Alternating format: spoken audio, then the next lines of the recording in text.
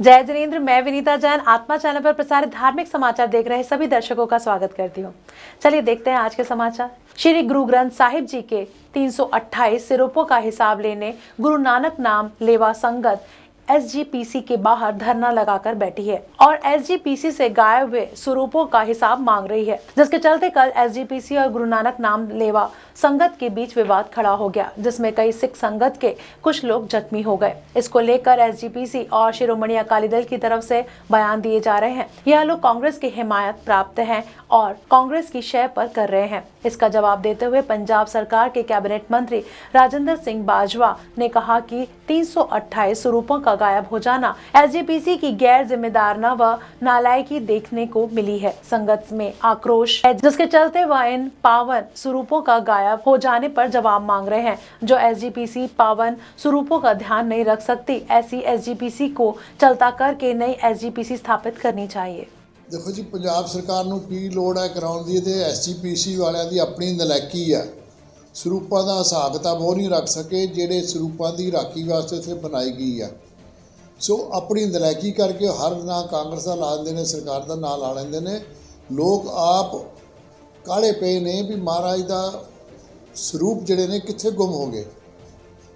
ਸੋ ਲੋਕ ਆਪ ਮੁਹਾਰੇ ਪੁੱਛਦੇ ਫਿਰਦੇ ਨੇ। ਇਹ ਇੱਕ ਗੱਲ ਕਹਿ ਕੇ ਵੀ ਕਾਂਗਰਸੀ ਨੇ ਸਰਕਾਰ ਦੇ ਆਪਣੀ ਜਾਨ ਛਡਾਉਣੀ ਚਾਹੁੰਦੇ ਨੇ। SGPC ਫੇਲ ਹੈ ਆਪਣੇ ਡਿਊਟੀਆਂ 'ਚ, ਟੋਟਲ ਫੇਲ ਹੈ। ਤੇ ਹੁਣ ਸਮਾਂ ਆ ਗਿਆ ਵੀ ਇਸ SGPC ਨੂੰ ਇੱਥੋਂ ਬਦਲ ਦੇਣਾ ਚਾਹੀਦਾ। ਨਵੀਂ SGPC ਚੰਗੇ ਲੋਕਾਂ ਦੀ ਬਣਨੀ ਚਾਹੀਦੀ ਹੈ। ਜਿਹੜੇ ਸਰੂਪਾਂ ਦੀ ਰਾਖੀ ਨਹੀਂ ਰੱਖ ਸਕਦੇ ਉਹਨਾਂ ਨੂੰ ਉੱਥੇ ਬਹਿਣ ਦੀ ਕੀ ਲੋੜ ਹੈ। ਸੋ ਇਹ ਗਲਤ ਬਿਆਨਬਾਜ਼ੀ ਹੋ ਰਹੀ। ਕੋਈ ਸਰਕਾਰ ਦੇ ਬੰਦੇ नहीं, कोई कांग्रेस के बंदे नहीं। लोग आप मुहारे उठे हुए ने, लोग आप मुहारे बोलते। साडी आवाज नवी सोच ग्रुप की तरफ से चौथा भगवती जागरण महाराजा रंजीत सिंह पार्क नजदीक श्रृंगार सिनेमा रोड लुधियाना मनमोहन कुमार की तरफ से करवाया गया, जिसमें श्रद्धालुओं को माता रानी की असीम कृपा पाने का अवसर प्राप्त हुआ। इस जागरण में लोगों को दशहरे की बधाइयों के साथ साथ कोरोना से सुरक्षित रहने और घरों में रहकर दिवाली को भी मनाने की हिदायत दी गई।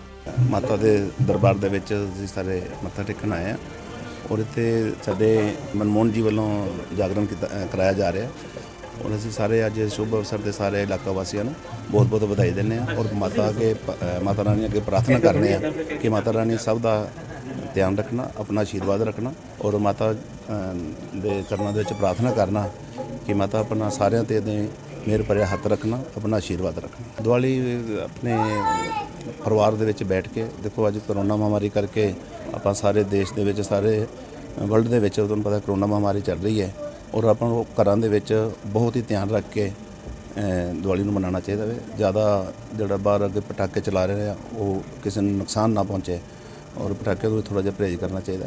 ਸਾਡੀ ਆਵਾਜ਼ ਨਵੀਂ ਸੋਚ ਗਰੁੱਪ ਦੇ ਵੱਲੋਂ ਸਾਡੇ ਮਹਾਰਾਜਾ ਰਣਜੀਤ ਸਿੰਘ ਪਾਰਕ ਸ਼ਿੰਗਾਰ ਸਲੋਈ ਬੈਕ ਸਾਈਡ ਤੇ ਚੌਥਾ ਵਿਸ਼ਾਲ ਭਗਵਤੀ ਜਾਗਰਣ ਕਰਾਇਆ ਜਾ ਰਿਹਾ, ਜੋ ਕਿ ਸਾਡੇ ਗਰੁੱਪ ਵੱਲੋਂ ਜਾਗਰਣ ਕਰਾਇਆ ਜਾ ਰਿਹਾ। ਤੇ ਸਾਡਾ NGO ਜਿਹੜਾ ਹੈਗਾ ਗਰੁੱਪ ਜਿਹੜਾ ਕਿ ਲੋਕਾਂ ਦੀ ਲੋਕ ਭਲਾਈ ਦਾ ਕੰਮ ਜੇ ਅਸੀਂ ਕਰਦੇ ਹਾਂ ਜੀ। ਤੇ ਬਾਕੀ ਅਸੀਂ ਮਾਤਾ ਰਾਣੀ ਦਾ ਅਸੀਂ ਆਸ਼ੀਰਵਾਦ ਗੱਲ ਕਰਦੇ ਕਿ ਮਾਤਾ ਰਾਣੀ ਸਾਰਿਆਂ 'ਤੇ ਕਿਰਪਾ ਬਣਾਈ ਰੱਖੇ ਤੇ ਕਰੋਨਾ ਮਹਾਮਾਰੀ ਤੋਂ ਬਹੁਤ ਜਲਦੀ ਛੁਟਕਾਰਾ ਮਿਲੇ। ਦੀਵਾਲੀ ਇੱਕ ਭਾਈਚਾਰੇ ਦਾ ਤਿਉਹਾਰ ਹੈ। ਇਹਨੂੰ ਆਪਣੇ ਘਰ ਦੇ ਅੰਦਰ, ਜਿਸ ਤਰ੍ਹਾਂ ਕਿ ਕਰੋਨਾ ਮਹਾਮਾਰੀ ਕਰਕੇ ਆਪਣੇ ਘਰ ਦੇ ਅੰਦਰ ਹੀ ਬੈਠ ਕੇ ਦੀਵਾਲੀ ਮਨਾਈ ਜਾਵੇ ਤੇ ਬਾਕੀ ਜਿਹੜੇ ਫਜ਼ੂਲ ਜਿਹੜੇ पटाखेबाजी तो परहेज किया जाए। भारतीय किसान यूनियन उग्राहा की तरफ से प्रधान हरमेल सिंह तुंगा की अगुवाई में खेती बाड़ी कानून के खिलाफ धरना प्रदर्शन लगातार जारी है। आज दशहरे के मौके पर किसानों ने मोदी सरकार, अडानी, अंबानी और कॉर्पोरेट घरानों के करीब 35 फुट ऊंचे पुतले बनाए और उन्हें जलाकर विरोध प्रदर्शन जारी रखते हुए केंद्र सरकार के खिलाफ नारेबाजी की। किसान नेताओं ने कहा कि 5 नवंबर से किसानों का धरना प्रदर्शन और तेज करते हुए सबसे बड़ा रेल रोको आंदोलन शुरू किया जाएगा। किसानों का कहना है कि जब तक खेती बाड़ी बिल केंद्र सरकार वापस नहीं लेती, तब तक किसान अपने संघर्ष से पीछे नहीं हटेंगे। पूरे पंजाब दे विच भारतीय किसान यूनियन एकता अगराहां वल्लों और ਵੱਖ-ਵੱਖ ਜਥੇਬੰਦੀਆਂ ਵੱਲੋਂ ਇਹ ਹਰ ਸਾਲ ਪੂਰੇ ਪੰਜਾਬ ਦੇ ਵਿੱਚ ਰਾਵਣ ਦੇ ਪੁਤਲੇ ਫੂਕਦੇ ਨੇ। ਪੂਰੇ ਹਿੰਦੁਸਤਾਨ ਦੇ ਵਿੱਚ ਪੰਜਾਬ ਦੇ ਇਹਦੇ ਰਾਵਣ ਦੇ ਪੁਤਲੇ ਫੂਕੇ ਜਾਂਦੇ ਨੇ। तो इस बार असी उस तो लहदा करिया जो कि मौके दा मौजूदा जो जालम सरकारां दा यह नरेंद्र मोदी आ जिहड़ा इहदा पुतला फूकिया जा रहा, ये इतिहास दे विच पहली बार दर्ज होना कि दशहरे वाले दिन अगे असी रावण नूं फूकदे सी, हुण इत्थे अमित शाह, नरेंद्र मोदी ते ਅਡਾਨੀ ਅਬਾਨੀਆਂ ਦੇ ਪੁਤਲੇ ਨੇ ਜੋ ਇਹ ਪੂਰੇ ਪੰਜਾਬ ਦੇ ਵਿੱਚ ਬਣਾਏ ਗਏ ਨੇ। ਪੂਰੇ ਪੰਜਾਬ ਦੇ ਵਿੱਚ ਇਹ ਜਿੰਨੇ ਵੀ ਮਜ਼ਦੂਰ ਵੀਰ ਨੇ, ਕਿਸਾਨ ਵੀਰ ਨੇ ਜਾਂ ਦੁਕਾਨਦਾਰ ਵੀਰ ਨੇ, ਇਹ ਆਰਡੀਨੈਂਸਾਂ ਦਾ ਉਹਨਾਂ ਤੇ ਬਹੁਤ ਵੱਡਾ ਪ੍ਰਭਾਵ ਪੈਣਾ, ਜੋ ਕਿ ਇਹ ਮੰਨ ਨਹੀਂ ਰਿਹਾ। ਸਾਡੇ ਤੇ ਧੱਕੇ ਨਾਲ ਉਹ ਆਰਡੀਨੈਂਸ ਥੋਪਣੇ ਚਾਹੁੰਦਾ। ਸੋ ਉਸ ਦੇ ਵਿਰੋਧ ਦੇ ਵਿੱਚ ਅਸੀਂ ਦੁਸਹਿਰੇ ਵਾਲੇ ਦਿਨ ਨਰਿੰਦਰ ਮੋਦੀ ਦੀ ਪੂਰੀ ਟੀਮ ਦਾ, ਭਾਜਪਾ ਦੀ ਜੋ ਪੂਰੀ ਟੀਮ ਆ, ਉਹਦਾ ਪੁਤਲਾ ਫੂਕਣ ਜਾ ਰਹੇ ਹਾਂ ਜੀ। ਸਾਨੂੰ ਨੌਬਤ ਇਹ ਆ ਗਈ ਵੀ ਜਦੋਂ ਇਹ ਸਮਝ ਲਓ ਵੀ ਇਹਨੇ ਆਰਡੀਨੇਸ਼ਨ ਲਿਆਂਦੇ ਨੇ, ਉਹਦੇ ਕਰਕੇ ਸਾਨੂੰ ਬਹੁਤ ਵੀ ਦੁੱਖ ਪਹੁੰਚਿਆ ਸਾਡੀ ਜਨਤਾ ਨੂੰ, ਗਰੀਬਾਂ ਨੂੰ, ਵੀ ਉਹਦੇ ਕਰਕੇ ਸਾਨੂੰ ਇਹ ਅੱਜ ਫੈਸਲਾ ਲੈਣਾ ਪਿਆ ਵੀ ਮੋਦੀ ਦਾ ਪੁਤਲਾ ਫੂਕਣਾ ਹੀ ਜਾਇਜ਼ ਹੈ। ਜੇ ਜਿਵੇਂ ਸਾਡੇ ਮੋਢੀ ਕਹਿੰਦੇ ਨੇ ਵੀ ਇਹ ਹਰ ਸਾਲ ਫੂਕਣਾ ਪਊ, ਮੈਂ ਕਹਿਣਾ ਵੀ ਮੈਂ ਆਪਦੇ ਦਾਅਵੇ ਨਾਲ ਕਹਿਣਾ ਵੀ ਸਾਡੇ ਜਿਹੜੇ ਨੌਜਵਾਨ ਨੇ, ਅੱਜ ਦੀ ਯੁਵਕਾ ਪੀੜ੍ਹੀ ਆ, ਵੀ ਉਹ ਇਨਕਲਾਬ ਲਿਆਉਣਗੇ। ਇਨਕਲਾਬ ਲਿਆਉਣ ਦੇ ਨਾਲ ਜਿਹੜੇ ਮੋਦੀ ਦੇ ਰਾਦੇ ਨੇ, ਉਹ ਰਾਦੇ ਅਸੀਂ ਫੇਲ ਕਰਾਂਗੇ। ਉਹਦੇ 'ਚ ਮੋਦੀ ਦੇ ਪੁਤਲੇ ਫੂਕੇ ਜਾਣੇ ਨੇ, ਫੂਕੇ ਜਾ ਰਹੇ ਨੇ ਸਵੇਰ ਦੇ। ਤੇ ਇਹਦਾ ਇਤਿਹਾਸ ਰਚਿਆ ਜਾਊਗਾ ਜੀ। ਅੱਜ ਅੱਗੇ ਤੋਂ ਵੀ ਹਰ ਸਾਲ ਨੂੰ ਰਾਵਣ ਦਾ ਪੁਤਲਾ ਨਹੀਂ ਫੂਕਿਆ ਜਾਇਆ ਕਰੂਗਾ, ਮੋਦੀ ਦਾ ਪੁਤਲਾ ਫੂਕਿਆ ਜਾਇਆ ਕਰੂ ਜੀ। 90 ਦੇ ਵਿੱਚ ਵੀ ਅੱਗੇ ਹਰ ਸਾਲ 2 ਇੱਥੇ ਰਾਵਣ ਫੂਕੇ ਜਾਂਦੇ ਤੇ ਅੱਜ ਕੋਈ ਰਾਵਣ ਇੱਥੇ 90 ਦੇ ਵਿੱਚ ਨਹੀਂ ਫੂਕਿਆ ਜਾਂਦਾ ਜੀ।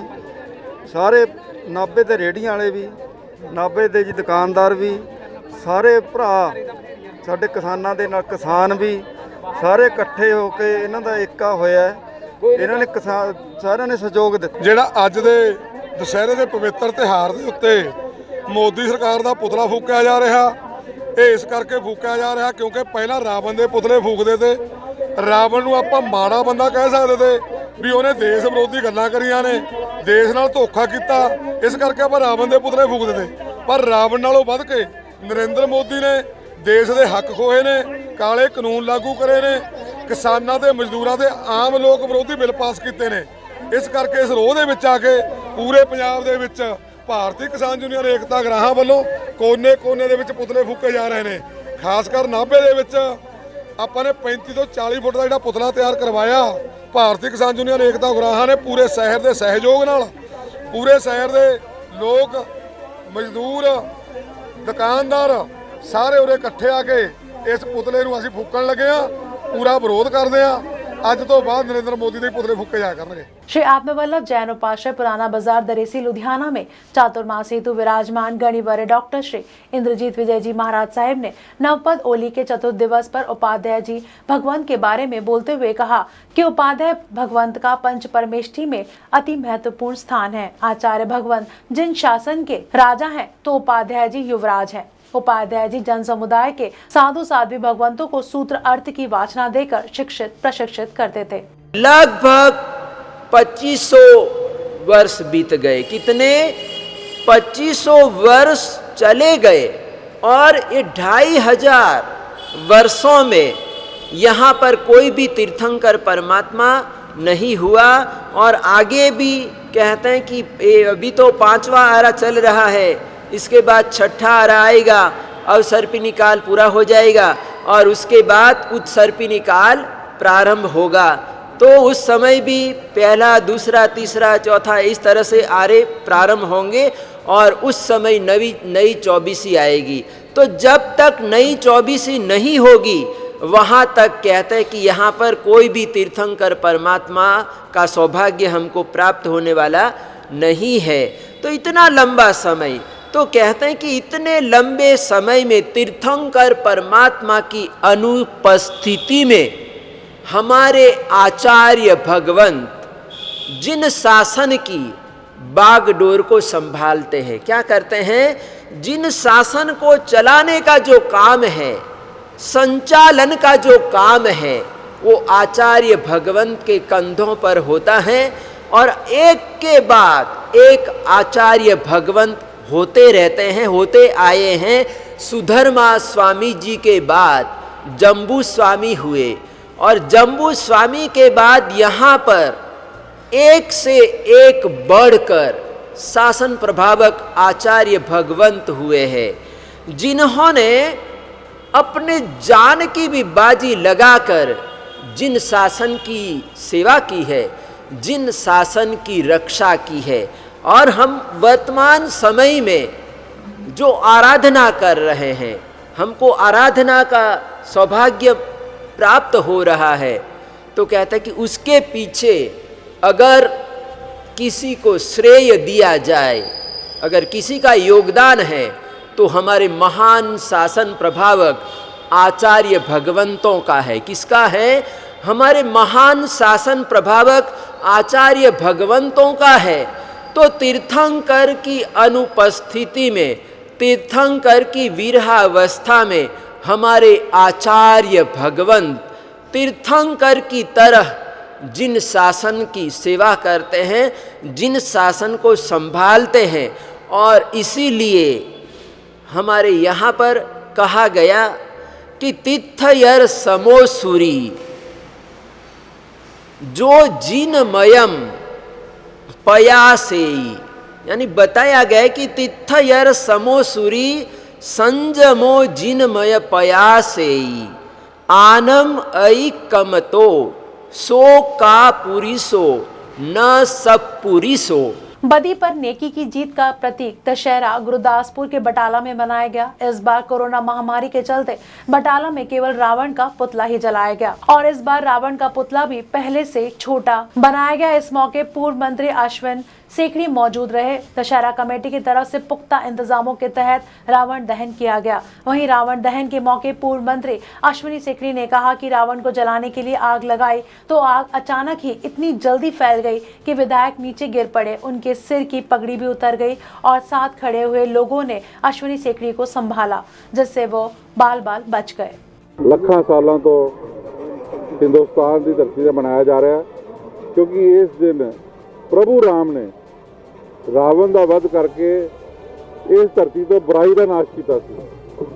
उन्होंने उन्होंने फोर्सिस का नाश किया सी जिन्हों ने इस धरती उत्ते पाप किया और नारी दी माता सीता की अपहरण करके नारी जाति का अपमान किया सी। मैं समझना वा कि जो युग बदलता है उदों को प्रभु ईश्वर आके धरती से को वड्डा जिहड़ा वा सुनिया दे के जाते हैं, आदेश दे के जाते। त्रेता युग च रामायण हुई, प्रभु राम आया धरती से और रावण का वध होया। और द्वापर युग च द्वापर जड़ा युग सीगा वो प्रभु कृष्ण आए अवतार लीता तो उदों कौरवां का नाश होया। दोनों टाइम जड़ा युद्ध होया वो इसलिए होया कि त्रेता च माता सीता का अपहरण किया रावण ने तो वह वध किया गया, तो द्वापर च द्रौपदी माता का चीर हरण किया गया। इसलिए वह वध प्रभु कृष्ण जी ने जड़ा युद्ध होया महाभारत का उस किया। कहने का मतलब है कि जिस समाज के धियां भैनों की इज्जत नहीं होती, जिस समाज च औरत का सम्मान नहीं होता, उस समाज के ईश्वर जड़ा वा नाराज हो जाता, उस समाज का अंत हो जाता, युग परिवर्तन होता। तो युग परिवर्तन होए द्वापर और त्रेता औरत की इज्जत लिए प्रभु ने आगे अवतार लीता। और अज जड़ा इत्थे दशहरे का त्यौहार मनाया जा रहा इसे गल का प्रतीक है कि जी अच्छाई prevail, ultimately goodwill will prevail, सत्य में जयते, सच्चाई की हमेशा जित होती है। तो अज सारे मैं बधाई देता हाँ दशहरे के उत्ते, इस विजय दशमी के दिवस के उत्ते सब नूं बटाला निवासियों नूं, पंजाब निवासियों नूं मेरे वालों बहुत बहुत बधाई। और साड़ी सारी दशहरा कमेटी च सारे साथी बैठे ने, सब वालों सब नूं बहुत बहुत बधाई है। अजकल के दौर च जिहड़ा मतलब कलयुग च काम हो रहा धीआं भैणां नाल, यह काम बहुत ही गलत है। वो भैणां सही सोचदियां ने कि असीं किसी रावण की भैन हुंदी आ ते साडे बारे रावण सारे मतलब जो भी है सिस्टम रावण ने किया भी साडे भी भरा रावण वर्गे होंदे ते सारा राम लक्ष्मण की सीता चुक लिआंदे जां कोई भी गलत इहो जिहा काम ना करदे। रावण ने कोई गलत गल नहीं की, ठीक है ना। उन्हें रावण को पता ही इस चीज़ का भी मेरा उद्धार का कारण ही यही है। रावण ने अच्छी तरह पता ही कि मेरे उद्धार का रास्ता यही है। लंका का महाराजा रावण बड़े बड़े दिन काटते हैं, यम और वरुण मेरे ही गुजारे पर निरंतर नाचता है, काल भी मेरे ही इशारे पर। घड़ी भर गुस्सा मेरी आंखों में आ जाए, हिले पर्वत डोले मही सकल संसार थर्राए। है दाग धरती से गगन तलक, रचना समस्त मुझी में है, आज्ञाकारी है सूर्य और चंद्र उदय अष्टभुजी में है। मुस्सा पंडित मुस्सा योद्धा ना त्रिभुवन में कोई दूजा है। मैंने ही सर काट काट कर शंकर जी को पूजा है। मेरी त्योरी के चढ़ते ही प्रहलाद नाचने लगता है। ग्रह काल सुरेश कुबेर वरुण मेरे महलों में पानी बढ़ता है। आती है बड़ी हंसी मुझको यही पटाख बात सुन सुनकर उन अजब तपस्वी बच्चों को किस भांति बखाना चुन चुन कर। ना समझ किस घमंड में है स्वामी को अपने समझा ले। उस वानर वाले तपस्वी से नहीं डरेंगे ये लंका वाले। इस बार पहली बार लुधियाना में एक ऐसा डांस से जुड़ा कार्यक्रम होने जा रहा है जिसमें टीवी और फिल्म कलाकार जुड़ने जा रहे हैं। यह कार्यक्रम कुमार शर्मा की तरफ से आयोजित किया जा रहा है। इसमें शुद्ध कथक का डांस होगा। इसमें नौजवानों को हिस्सा लेने के लिए प्रेरित किया गया है और यह कार्यक्रम 28 अक्टूबर दिन बुधवार को आयोजित किया जा रहा है। कोरोना के बाद यह पहला शो होगा जो लुधियाना में होने जा रहा है। इसमें कोरोना को ध्यान में रखते हुए सोशल डिस्टेंसिंग का भी पालन किया जाएगा। म्यूज़िक पूरा ऋषभ शर्मा जी ने बनाया है और रिदम पूरी डिज़ाइन किया है हमारे जयंत पटनायक जी ने। तो आई थिंक ये अपने तरीके का एक पहला शो है जो लुधियाना में होने जा रहा है, जिसमें कि फ़र्स्ट हाफ में हमने कॉन्सेंट्रेट किया है कि हम शुद्ध कथक करें और जो कि हमें ट्रेडिशन से जोड़ता है। और सेकंड हाफ हमने यंगस्टर्स को भी जोड़ने के लिए हमारे शो से आज की न्यू जनरेशन को हमने बॉलीवुड पे कॉन्सेंट्रेट किया है। तो दोनों पक्ष देखने को मिलेंगे हमारे लुधियाना वासियों को। कोरोना के बाद ये पहला शो है तो आई थिंक सब लोग एक्साइटेड हैं। और लेकिन हमने सोशल डिस्टेंसिंग का पालन करते हुए हम लोगों ने सिर्फ 200 लोगों को इनवाइट किया है जो हमारे बहुत ख़ास हैं। और हम सोशल डिस्टेंसिंग का पालन करेंगे ड्यूरिंग द शो। एक सीट छोड़ के ही सब लोग बैठेंगे। और हमारा प्लान है कि इस शो को हम ट्रैवल कराएं ज़्यादा से ज़्यादा। 2021 से ये शो ट्रैवल कर रहा है और पहली कंट्री जो है वो सिंगापुर है जहाँ पे हम परफॉर्म करेंगे। और नेक्स्ट हमारे प्रमोटर्स से बात हो रही है इसके लिए। तो इस तरह से हम लोग बहुत एक्साइटेड हैं इस शो को दिखाने के लिए हमारे लव्ड वंस को। और लुधियाना वासियों के लिए कोरोना के बाद ये एक तरह से रिफ़्रेशमेंट होगी। वो घरों से बाहर निकलेंगे और आई थिंक पहला इवेंट है जो लाइव होने जा रहा है, जो कि सोशल मीडिया पे नहीं है बल्कि हम स्टेज पे प्रेजेंट कर रहे हैं। तो वी आर रियली हैप्पी और एक्साइटेड इस इवेंट के लिए। सिर्फ ये नहीं है कि एक स्टेज लगा है और उस पर 4 लोग खड़े हैं और परफॉर्म कर रहे हैं, ये वैसा शो नहीं है। पूरा शो टाइम कोड के साथ एक रन में चलेगा। और मतलब जैसा आपको सिनेमा में देखने को मिलता है, एक थिएटर में देखने को मिलता है कि एक मूवी स्टार्ट होती है और बहुत ही सिस्टमेटिकली तरीके से वो पूरा डिज़ाइन होता है, उसी तरह से ये पूरा शो प्लान किया गया है। तो सभी को बहुत मज़ा आएगा ये देख के, बहुत एंजॉय करेंगे। तो हमें गुड लक दीजिए। आजकल लूट की वारदातें इतनी बढ़ गई हैं कि हमलावर किसी की जान लेने में वक्त नहीं लगाते। ऐसी ही एक घटना श्री मुक्तसर साहिब से सामने आ रही है, जहां पर देर रात लवप्रीत नामक व्यक्ति जो फोटोग्राफी का काम करता था, गांव उड़ाकर रहने वाला है। देर रात अपने गांव जा रहा था तो रास्ते में गांव के पास कुछ लुटेरों ने तेज हथियार से उसका गला काट कर कत्ल कर दिया। सूत्रों के मुताबिक उसका मोटरसाइकिल कैमरा छीन कर ले गए। लवप्रीत अपने माँ बाप का इकलौता लड़का था और वह रोटी रोजी कमाने के लिए शहर में फोटोग्राफी की दुकान पर दिहाड़ी पर काम करता था। इस घटना से इलाका निवासी सहमे हुए हैं। इस मौके थाना सदर मलोट के SHO मलकीत सिंह ने कहा कि हमें सूचना मिली थी कि गांव के पेट्रोल पंप नजदीक एक लाश पड़ी है। जब उन्होंने वहां पहुंचकर देखा तो उस लड़के की मौत हो चुकी थी। मौके पर पहुंची पुलिस ने लाश को कब्जे में लेकर पोस्टमार्टम के लिए भेज दिया है और माँ बाप के बयानों पर अगली कार्रवाई की जाएगी। ਇੱਥੇ ਇਨਫੋਰਮੇਸ਼ਨ ਆਈ ਸੀ, ਕਹਿੰਦੇ ਇੱਕ ਅਨਨੋਨ ਕੋਈ ਡੈੱਡ ਬੋਡੀ ਪਈ ਆ ਮਹਾਵਦਰ ਪਿੰਡ ਪੈਟਰੋਲ ਪੰਪ ਦੇ ਲਾਗੇ ਰੋਡ ਦੇ ਉੱਪਰ ਹੀ ਪਈ ਸੀਗੀ। ਤੇ ਇੱਥੇ ਮੌਕੇ ਤੇ ਪਹੁੰਚ ਕੇ ਦੇਖਿਆ ਤਾਂ ਉਹ ਡੈੱਡ ਬੋਡੀ ਦੀ ਪਛਾਣ ਹੋ ਗਈ ਆ। ਉਹ ਪਿੰਡ ਅਡਾਂਗ ਪਿੰਡ ਦੇ ਸੀਗੇ, ਨੌਜਵਾਨ ਸੀਗੇ 24 ਸਾਲ ਦਾ। ਤੇ ਜਿਹਦੇ ਜੋ ਵੀ ਇਹਦੇ ਪਰਿਵਾਰ ਵਾਲੇ ਸਟੇਟਮੈਂਟ ਜਿਸ ਤਰ੍ਹਾਂ ਵੀ ਦੇਣਗੇ ਉਸ ਤਰ੍ਹਾਂ ਹੀ ਬਣਦੀ ਕਾਰਵਾਈ ਕੀਤੀ ਜਾਊਗੀ। ਤਫਤੀਸ਼ ਦੇ ਵਿੱਚ ਕਿ ਪਤਾ ਲੱਗੂਗਾ ਜਿਸ ਤਰ੍ਹਾਂ ਵੀ ਤਫਤੀਸ਼ ਹੋਊਗੀ, ਐਕਸੀਡੈਂਟ ਜਾਂ ਵਾਰਦਾਤ ਸੰਬੰਧੀ ਜੋ ਵੀ ਤਫਤੀਸ਼ ਦੇ ਵਿੱਚ ਸਾਹਮਣੇ ਆਇਆ ਉਹ ਕਾਰਵਾਈ ਅਮਲ ਵਿੱਚ ਲਿਆਂਦੀ ਜਾਊਗੀ। ਇਹਨੂੰ ਹੁਣ ਫਿਲਹਾਲ ਪੋਸਟਮਾਰਟਮ ਵਾਸਤੇ ਲੈ ਕੇ ਜਾਂਦੇ ਆ ਤੇ ਘਰ ਦਾ ਸਟੇਟਮੈਂਟ ਲੈ ਕੇ ਬਣਦੀ ਕਾਰਵਾई ਕੀਤੀ ਜਾਊਗੀ। शिवसेना हिंदुस्तान के राज्य स्तरीय पर बड़ा ऐलान करते हुए एक प्रेस वार्ता में बताया कि आगामी 2 नवंबर को पंजाब के सभी जिलों के डिप्टी कमिश्नर को शिव सैनिक गवर्नर के नाम ज्ञापन सौंपेंगे। पंजाब में बिगड़ी हुई कानून व्यवस्था के खिलाफ शिवसेना हिंदुस्तान जन आंदोलन करेगी। एक अहम बैठक में श्री दुर्गा माता मंदिर के नजदीक गीता भवन में पार्टी के संगठन मंत्री चंद्रकारला व जिला प्रधान बॉबी मित्तल की देखरेख में आयोजित की गई बैठक में पार्टी के राष्ट्रीय महासचिव कृष्ण शर्मा व प्रवक्ता पंजाब चंद्रकांत चड्डा विशेष तौर पर पहुंचे। बैठक के पश्चात पार्टी की अहम प्रेस कॉन्फ्रेंस आयोजित की गई। प्रेस कॉन्फ्रेंस के दौरान मीडिया कर्मियों को संबोधित करते हुए कृष्ण शर्मा व चंद्रकांत चड्डा ने कहा कि पंजाब में काले दौर के दौरान वीरता का परिचय देने वाले एवं शौर्य चक्र से सम्मानित कामरेड बलविंदर सिंह की विदेशी अलगाववादी ताकतों की शह पर सरेआम घर में घुसकर हत्या कर देना बेहद शर्मनाक है। पंजाब में बिगड़ी कानून व्यवस्था के विरोध में जन आंदोलन किया जा रहा है, जिसके पहले चरण में शिवसेना हिंदुस्तान के कार्यकर्ताओं द्वारा आगामी 2 नवंबर को पंजाब के सभी जिलों में रोष प्रदर्शन के बाद जिलों के डिप्टी कमिश्नर को पंजाब के गवर्नर के नाम ज्ञापन सौंपा जाएगा।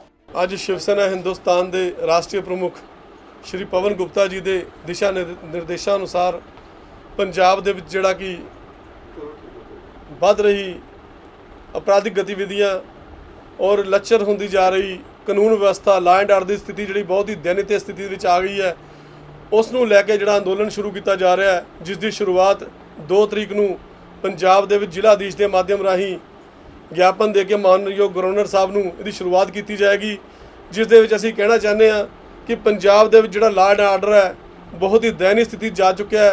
थां थां ते मर्डर हो रहे ने, झंडे खालिस्तान दे लहराए जा रहे ने, रेप दी घटनावां हो रही ने और आतंकवाद खालिस्तानियों वालों शरेआम जिहड़ियां धमकियां दित्तियां जा रहे हैं, जिसका आपां ताज़ा उदाहरण देखते हैं कि पिछले दिनी गुरदासपुर दे विच हनी महाजन जी साडे पार्टी के उत्तरी भारत के प्रमुख उन्होंने ते हमला होया, उन्होंने एक साथी की मौत हो गई। उस दे नाल ही हुणी ताज़ा उदाहरण जिहड़ी आई है बलविंदर जी कामरेड, जिन्हां दे उत्ते आतंकवादियों ने गोलियां मार के हमला किया, उन्होंने शहीद कर दिता गया, जबकि वो पहला तो ही ऑलरेडी लगातार आतंकवाद के खिलाफ लड़ते आ रहे थे। जिसके परिवार नूं जिसनूं 4-4 शौर्य चक्कर मिले होण, उन्होंने सिक्योरिटी तो विहीन किया गया हो, सुरक्षा तो विहीन किया गया हो, जिन्होंने लगातार सुरक्षा की मंग की और अफसरां ने उसनूं सुरक्षा देने तो इनकार किया, उन्होंने सुरक्षा नहीं दी, जिसका नतीजा की निकलिया कि उन्होंने हत्या कर दी गई बहुत ही बुरे तरीके दे नाल। मोगे दे विच भी फिरौती मंगण के बावजूद जो फिरौती नहीं दी गई या उसकी कंप्लेंट की गई तो उत्थे भी उन्होंने गैंगस्टरां ने हत्या कर दी गई, जिथे कि लगातार अपराधिक गतिविधियां जिहड़ियां अपनी चरम ते पहुँच चुकियां ने और इंटैलीजेंस और CID इन्हां दी बिल्कुल फेलियर नज़र आ रही है। उस दे बावजूद असीं ये मंग करते हैं कि पंजाब दे विच जिहड़ा कार्यक्रम चल रहा है, पंजाब दे विच जिहड़ियां हत्यावां हो रही हैं, जिहड़ा ये लॉ एंड आर्डर की स्थिति नूं जिहड़ा खराब किया गया उस नूं मजबूती दे नाल उहनूं ठीक करने वास्ते मानयोग गवर्नर साहब नूं असीं जिहड़ा ज्ञापन देवांगे। असीं इन्हां नूं कहना चाहते हैं, अपील करांगे कि किसी तरीके पंजाब गवर्नमेंट नूं या पंजाब के जिहड़े प्रशासनिक अधिकारी है, DG साहब है, होर है, इन्हां नूं सलाह दी जाए, इन्हां नूं दस्सिया जाए कि जिहड़ा इत्थे दा माहौल जिहड़ा खराब हो रहा है उन्होंने किसी ना किसी तरीके नत्थ पाई जाए, नहीं तो शिवसेना हिंदुस्तान आने वाले समय दे विच होर भी जिहड़े राष्ट्रीय प्रमुख पवन गुप्ता जी के आदेशों के अनुसार जिस तरह का भी कार्यक्रम होएगा कड़ा अंदोलन शुरू करने वास्ते भी ये तो गुरेज नहीं किया जाएगा। ਅਸੀਂ ਪੂਰੇ ਪੰਜਾਬ ਦੇ ਸਾਰੇ ਹੀ ਜ਼ਿਲ੍ਹਿਆਂ ਦੇ ਵਿੱਚ ਸ਼੍ਰੀ ਗਵਰਨਰ ਸਾਹਿਬ ਨੂੰ ਅਸੀਂ ਪਾਰਟੀ ਵੱਲੋਂ ਇੱਕ ਮੰਗ ਪੱਤਰ ਪਹਿਲੇ ਚਰਨ 'ਚ ਭੇਜ ਰਹੇ ਹਾਂ, ਜਿਹਦੇ ਵਿੱਚ ਪੰਜਾਬ ਦੇ ਵਿੱਚ ਹਾਲ ਹੀ ਦੇ ਵਿੱਚ ਹੋਈਆਂ तमाम ਐਸੀਆਂ ਜਿਹੜੀਆਂ ਘਟਨਾਵਾਂ ਨੇ ਜਿਨ੍ਹਾਂ ਨੇ ਪੰਜਾਬ ਦੀ ਪੂਰੀ ਕਾਨੂੰਨ ਵਿਵਸਥਾ ਜਿਹੜੀ ਪੋਲ ਆ ਉਹ ਖੋਲ੍ਹਤੀ ਹੈ। ਸੋ ਉਹਦੇ ਖਿਲਾਫ ਸ਼ਿਵਸੈਨਾ ਹਿੰਦੁਸਤਾਨ ਲੋਕਾਂ ਦੇ ਹਿੱਤ ਦੇ ਲਈ ਪਹਿਲਾਂ ਤੋਂ ਜਿੱਦਾਂ ਸੰਘਰਸ਼ ਕਰ ਰਹੀ ਹੈ, ਉਸੇ ਲੜੀ ਤਹਿਤ 2 ਨਵੰਬਰ ਨੂੰ ਪੰਜਾਬ ਦੇ ਸਾਰੇ ਜ਼ਿਲ੍ਹਿਆਂ ਦੇ ਵਿੱਚ DC ਦੇ ਮਾਧਿਅਮ ਨਾਲ ਅਸੀਂ ਇੱਕ ਮੰਗ ਪੱਤਰ ਭੇਜ ਰਹੇ ਹਾਂ ਔਰ ਤਾਂ ਕਿ ਗਵਰਨਰ ਸਾਹਿਬ ਦੇ ਰਾਹੀਂ ਕੇਂਦਰ ਸਰਕਾਰ ਤੱਕ ਸਾਰੇ ਵਿਭਾਗਾਂ ਤੱਕ ਇਹ ਗੱਲ ਪਹੁੰਚਾਈ ਜਾ ਸਕੇ ਵੀ ਪੰਜਾਬ ਦੇ ਵਿੱਚ ਇਸ ਵੇਲੇ ਜਿਹੜਾ ਲਾਅ ਐਂਡ ਆਰਡਰ ਹੈ, ਜਿਹੜੀ ਕਿ ਵੱਡੇ ਦਾਅਵੇ ਨੇ ਪੰਜਾਬ ਪੁਲਿਸ ਦੇ, ਉਹ ਬਿਲਕੁਲ ਫੇਲੀਅਰ ਨੇ। ਕਾਮਰੇਡ ਬਲਵਿੰਦਰ ਸਿੰਘ ਦਾ ਜਿਹੜਾ ਉਦਾਹਰਨ ਹੈ ਤਰਨਤਾਰਨ ਦੇ ਵਿੱਚ, ਜਿਨ੍ਹਾਂ ਨੂੰ ਸਿਕਿਉਰਿਟੀ ਪਹਿਲਾਂ ਮਿਲੀ ਹੋਈ ਸੀਗੀ ਔਰ ਪਰਿਵਾਰ ਵੱਲੋਂ ਜਦੋਂ ਕੋਵਿਡ ਦੇ ਅੰਦਰ ਸੁਰੱਖਿਆ ਜਦੋਂ ਵਾਪਸ ਲਈ ਗਈ ਤੇ ਪਰਿਵਾਰ ਵੱਲੋਂ ਲਗਾਤਾਰ ਚਿੱਠੀਆਂ ਵੀ ਪਾਈਆਂ ਗਈਆਂ ਔਰ ਇਸ ਗੱਲ ਦਾ ਖੁਲਾਸਾ ਉਹਨਾਂ ਨੇ ਔਨ ਰਿਕਾਰਡ ਮੀਡੀਆ 'ਚ ਕੀਤਾ ਔਰ ਇਹ ਸਾਰੀਆਂ ਚਿੱਠੀਆਂ ਦੇ ਬਾਵਜੂਦ ਉਹਨਾਂ ਨੂੰ ਸੁਰੱਖਿਆ ਨਹੀਂ ਮੁਹੱਈਆ ਕਰਾਈ ਗਈ ਔਰ ਖਾਲਿਸਤਾਨੀ ਅੱਤਵਾਦੀਆਂ ਦੀ ਹਿੱਟ ਲਿਸਟ 'ਚ ਹੋਣ ਕਰਕੇ ਉਹਨਾਂ ਨੂੰ ਜਿਹੜਾ ਉਹਨਾਂ ਦੇ ਘਰ ਦੇ ਅੰਦਰ ਜਾ ਕੇ ਸ਼ਹੀਦ ਕਰ ਦਿੱਤਾ ਗਿਆ। ਇਸੇ ਤਰੀਕੇ ਦੇ ਨਾਲ ਸਾਡੀ ਪਾਰਟੀ ਦੇ ਜਿਹੜੇ ਰਾਸ਼ਟਰੀ ਪ੍ਰਮੁਖ ਨੇ ਸ਼੍ਰੀ ਪਵਨ ਗੁਪਤਾ ਜੀ, ਉਹਨਾਂ ਦੇ ਨਾਲ ਵੀ ਪਹਿਲਾਂ ਇੱਕ ਬਹੁਤ ਵੱਡੇ ਪੱਧਰ ਦੇ ਉੱਤੇ ਸੁਰੱਖਿਆ ਮੁਹੱਈਆ ਕਰਾਈ ਗਈ ਸੀ ਸਰਕਾਰ ਵੱਲੋਂ ਕਾਫੀ ਸਾਲਾਂ ਤੋਂ, ਕਿਉਂਕਿ ਪੰਜਾਬ ਦੇ ਪ੍ਰਖਰ ਹਿੰਦੂ ਨੇਤਾ ਦੇ ਰੂਪ 'ਚ ਜਾਣਨ ਵਾਲੇ ਸ਼ਿਵਸੈਨਾ ਹਿੰਦੁਸਤਾਨ ਦੇ ਕੌਮੀ ਪ੍ਰਧਾਨ ਪਵਨ ਗੁਪਤਾ ਜੀ ਨੇ, ਜਿਹੜੇ ਲਗਾਤਾਰ ਹਿੰਦੂ ਧਰਮ ਦੀ, ਸਨਾਤਨ ਧਰਮ ਦੀ, ਦੇਸ਼ ਤੇ ਰਾਸ਼ਟਰਵਾਦ ਦੀ ਗੱਲ ਕਰ ਰਹੇ ਆ, ਉਹਨਾਂ ਦੀ ਸੁਰੱਖਿਆ ਨੂੰ ਵੀ ਬਿਲਕੁਲ 98% ਤੱਕ ਘਟਾ ਕੇ ਇੱਕ ਬੜੀ ਵੱਡੀ ਸਾਜ਼ਿਸ਼ ਹੈ। ਸੋ ਇਹ तमाम ਗੱਲਾਂ ਕਿਤੇ ਨਾ ਕਿਤੇ ਹਰਸ਼ਾਉਂਦੀਆਂ ਨੇ ਕਿ ਪੰਜਾਬ ਦੇ ਵਿੱਚ ਅੱਤਵਾਦ ਨੂੰ ਦੁਆਰਾ ਸਰਕਾਰ 'ਚ ਜਾਂ ਕੁਝ ਹੋਰ ਜਿਹੜੇ ਚੰਦ ਅਫਸਰ ਨੇ ਉਹ ਦੁਬਾਰਾ ਹਵਾ ਦੇਣ ਦੀ ਕੋਸ਼ਿਸ਼ ਕਰ ਰਹੇ ਆ। ਸੋ ਅਸੀਂ ਅੱਜ ਪਾਰਟੀ ਵੱਲੋਂ ਇਹ ਕਲੀਅਰ ਕੱਟ ਸਟੈਂਡ ਜਿਹੜਾ ਸਾਡੀ ਪਾਰਟੀ ਦਾ ਸ਼ੁਰੂ ਤੋਂ ਅੱਤਵਾਦ ਦੇ ਖਿਲਾਫ ਰਿਹਾ, ਉਹਦੇ ਉੱਤੇ ਬਰਕਰਾਰ ਰਹਿੰਦੇ ਹੋਏ ਆਉਣ ਵਾਲੇ ਦਿਨਾਂ ਦੇ ਵਿੱਚ ਪਹਿਲਾਂ ਮੰਗ ਪੱਤਰ ਦੇਵਾਂਗੇ। ਜੇ ਮੰਗ ਪੱਤਰ ਤੋਂ ਬਾਅਦ ਵੀ ਜੇ ਸੁੱਤਾ ਹੋਇਆ ਪ੍ਰਸ਼ਾਸਨ ਨਹੀਂ ਜਾਗਦਾ ਤਾਂ ਵੱਡੇ ਪੱਧਰ ਤੇ ਇਹਨੂੰ 18 ਦੇ 18 ਸੂਬਿਆਂ 'ਚ ਪਾਰਟੀ ਵੱਡੇ ਪੱਧਰ ਤੇ ਇਹਨੂੰ ਅੰਦੋਲਨ ਕਰੇਗੀ। ਔਰ ਪੰਜਾਬ ਦੀ ਜਿਹੜੀ ਵਿਗੜ ਰਹੀ ਕਾਨੂੰਨ ਵਿਵਸਥਾ ਤੇ ਜਿਹੜੀ ਅੱਜ ਦਿਨ ਚਾਹੇ ਬਲਾਤਕਾਰ ਦੀਆਂ ਜਿਹੜੇ ਕਾਂਡ ਨੇ, ਇਹਨਾਂ तमाम ਜਿਹੜੀਆਂ ਇਨਸੀਡੈਂਟਸ ਨੂੰ ਲੈ ਕੇ ਜਿਹੜੇ ਜ਼ਿੰਮੇਦਾਰ अधिकारी ने उन्होंने कार्रवाई कराने की मांग करेगी। आज का समाचार बस यहीं तक। मैं विनीता जैन कल फिर हाजिर होंगी कुछ और धार्मिक और सामाजिक समाचारों के साथ। तब तक आप बने रहिए आत्मा चैनल के साथ। जय जिनेन्द्र।